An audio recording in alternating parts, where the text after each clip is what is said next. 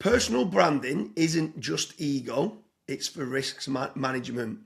This is a quote that I got from Dennis Yu, and today I'm joined obviously with Dennis with regards to a lot of people think it's an egotistic thing in having a personal brand. But can you try to explain why it isn't, and why, especially now with AI as well, it's almost mandatory with regards to risk management? What carries more weight, James? What you say about yourself or what other people say? Others, definitely.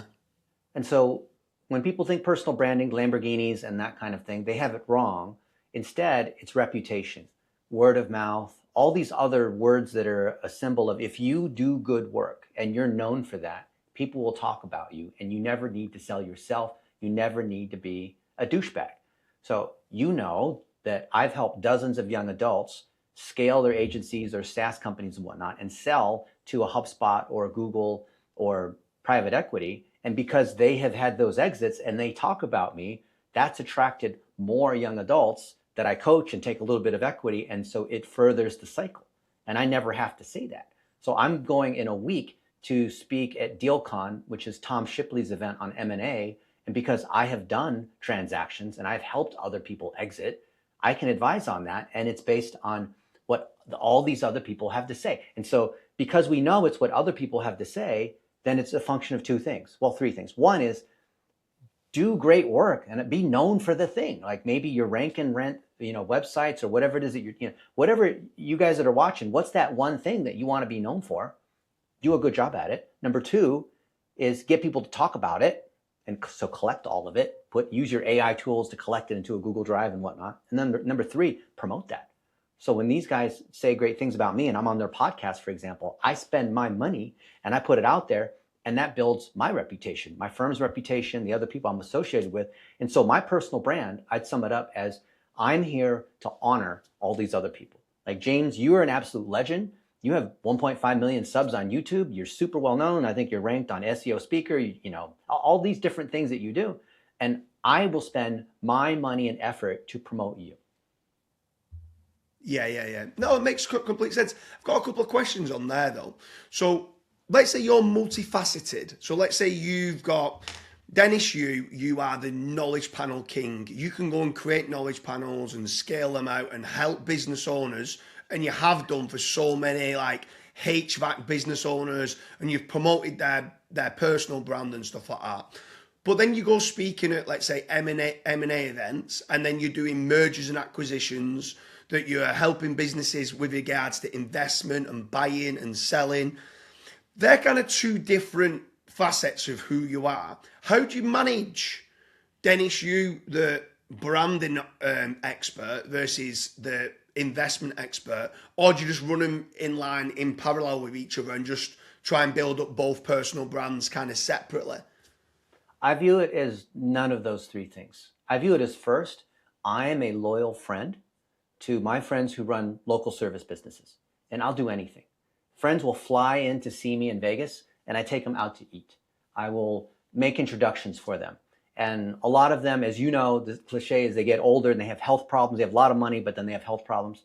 I know I'm well connected in medical, right? I know some of the top doctors, and I'll make those introductions. And so whatever it takes. So it's not that I'm trying to be a personal brand expert. That's just the reflection of doing, when you do good things, it just sort of reflects back that way. It's not that I'm a knowledge panel, knowledge graph, PPC optimizer guy. It's that I want my friends to succeed. And if I can see there's obvious things to fix in their Google Ads account and their Meta accounts, then I'll do that. Or I'll introduce other people who I know are better than me in certain areas. Like Igor Vitsky, I bring him all the time to come in and optimize campaigns that I don't want to optimize, that he knows he can do it better than me in certain categories, right? In many categories. So I view it as it's more who you're serving. So I'm serving these home service businesses that are scaling. And I'm also bringing in young adults who help work inside those businesses. And if they need PPC, they need SEO stuff, they need stuff with their health, they need, to publish their stuff as a book. Like my buddy Cody, he sold his funeral home for 8 figures. And now he's helping other funeral homes sell. So I'm flying to Austin in 4 days, and I'm interviewing him for his book on how do you exit at a 10 multiple if you own a funeral home. And that's personal branding. That's him showing up at the knowledge graph and reinforcing his entity, his connections with other, funeral homes and all that. And so because I'm serving him, I think it's more, James, about who you're serving, right? And when you're really clear on that avatar, then it really doesn't matter, because you even told me this before we started recording. It's not even about like the details of, the citation strength of their knowledge panel, right? Or you have, for example, you have 10 references in your Grokkopedia for James Dooley. Does anyone care? No, they want the result. So if we're focused on the result and we care more about, I hate to say it this way, but like making money or driving real impact instead of arguing about the technical details of SEO, then we'll do whatever it takes, right? I'm not a Facebook ads guy. I'm not an SEO guy. I'm like, whatever it takes to help the people that I've built a reputation with win. And then when like Tommy Mello is winning, I've coached him and I've known him for many years. And then he's friends with Dan Antonelli. He bought Dan's company. I've helped Dan. All these other people in the space, I'm friends with them. My number one focus, if you were to open up my skull and look inside, James, you would see a few core key relationships. And I do anything for these people. Like I will drive through the middle of the night to pick up their kids from the airport when they're stranded because of the snow. That's a whole nother story. But that's the reputation that I have built. Right? Think about any great experience you've had. Maybe you've gone to the Four Seasons, you had a great hotel experience, and there's always someone went out of their way to try to take care of you, and you remember that. Yeah. Not like, what 98% cacao in the chocolate cake. Like you don't really care. It was an amazing experience, right? Yeah, I absolutely love what you've said there, and I love the idea as well that like in the SEO community, people talk about like different color hats, white hat, black hat. And I like the idea that you just said, I do whatever works hat. I just do everything and whatever they're missing out on. It could even be health and nothing to do with digital marketing. Could be anything. You're building actual real core relationships with people and partnerships with people that makes it a lot long term instead of just chasing month to month on, are they going to renew this contract and stuff like that. They're going to do because of how much you've over delivered with them. But anyone who's watching this that is a business owner that doesn't have a personal brand, how important is personal branding now in today's world? I think personal branding means almost nothing, but I would rephrase it as this. Can you count on your hand 5 people that believe in you so much that are not family members, that vouch for your business?